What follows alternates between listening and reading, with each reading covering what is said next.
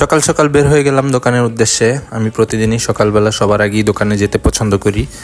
এর জন্য আমি প্রতিদিনের মতো আজকেও সকালবেলা বের হয়ে গেছি দোকানের উদ্দেশ্যে।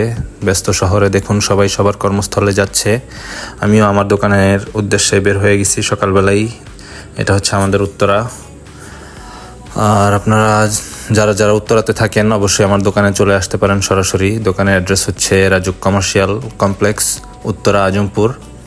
আমি মার্কেটে চলে আসছি, লিফটে উঠতেছি। দেন হচ্ছে আমার মার্কেট হচ্ছে লিফটের 4, শপ নম্বর 86, উত্তরা টেলিকম। দেখুন একটা দোকানও এখনও খুলে নেই। আমি সবার আগে চলে আসছি আমাদের দোকানে এবং হচ্ছে আমি যাচ্ছি আমাদের দোকানের দিকে ধীরে ধীরে।